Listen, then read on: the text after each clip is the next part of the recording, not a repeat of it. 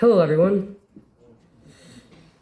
I would like to read two verses from Romans chapter 12, verse 17 and verse 21. Repay no one evil for evil. Do not be overcome by evil, but overcome evil with good. So, my topic of my sermon is going to be overcome evil. Does any of you know what does overcome mean? Overcome means to win, to defeat something. So, why do we need to win? Why do we need to overcome evil? Because our world is filled with evil. And we as Christians, we're always supposed to be on the winning side. We're supposed to be the winners. So, as it says in Revelations, he that overcometh will inherit heaven. So, he that wins evil will go to heaven. The winners go to heaven. So, how can we win evil, overcome evil, to become the winners? We just read the answer in Romans chapter 12, with good. The only way to win evil is with good. So, imagine, let's say it's everyday life situation. Let's say someone comes up to you and says, "You have an ugly hairstyle." Let's say you say back, "Well, yours is worse," and you start arguing over nothing. But let's say he comes up to you and says, "You have an ugly hairstyle," and you say, "Well, at least yours is beautiful." That person will have nothing to say, and you won't have any kind of argument. So the Bible tells us many great stories of how people overcame evil. So I want to read one from 2 Kings chapter 5. Now Naaman, commander of the army of the king of Syria, was a great and honorable man in the eyes of his master, because by him the Lord has given victory to Syria. He was also a mighty man of valor, but a leper. Do you guys know what leprosy is? Leprosy is like this kind of painful sickness when your skin begins to rot. So Naaman, he was a great man. He was the commander of one of the strongest armies in the world. He was a very rich man, but he had leprosy. And the Syrians had gone out on raids and had brought back a young girl from the land of Israel. She served Naaman's wife. Then she said to her mistress, "If only my master were with the prophet who is in Israel, for he would heal him from his leprosy." So this girl, she was a slave from Israel. A slave was a nobody. They could get beaten, sold, not fed. They were nobody.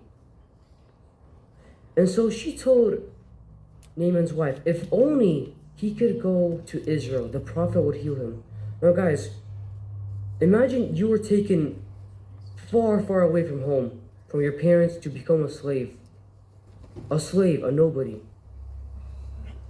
If I found out my master had leprosy, I would say, karma. That's what you get. That's what you deserve. But she didn't do that. She told him the way he could get healed. She knew the way that he could get healed, and she told him that, even though he took her as a slave. So she overcame evil with good. For he took her as a slave. That's awful. But she knew how he could get healed, and she told him the way. She didn't have to tell him. She was angry at him. She could just not tell him, but she did tell him.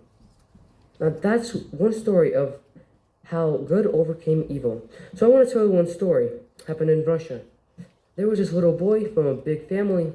Their dad died, and they lived very poor. And so he really wanted to play in a sandbox. Now they didn't have a sandbox.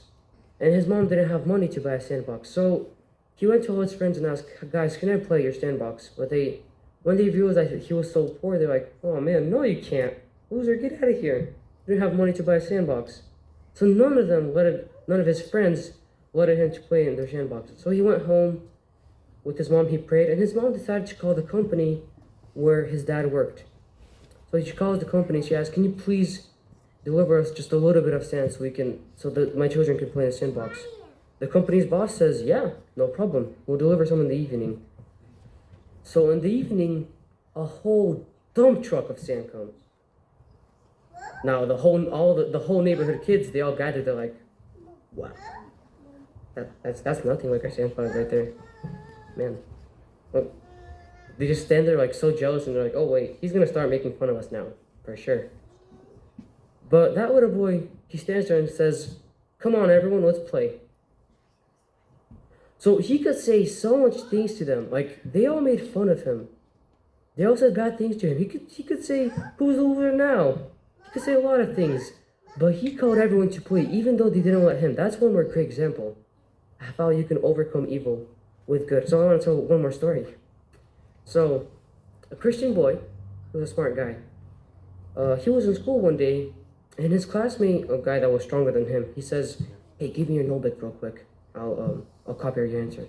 He says, no, I can't do that. That's cheating. He's like, no, give me your notebook and I'll copy your answers or else I'll beat you up. He's like, I can't do that. That's cheating. He says, okay, you're doomed. I'm going to beat you up after school. Well, after school, that boy didn't have the opportunity. So the Christian boy, he went home. He didn't know what to do. So he started to read the Bible.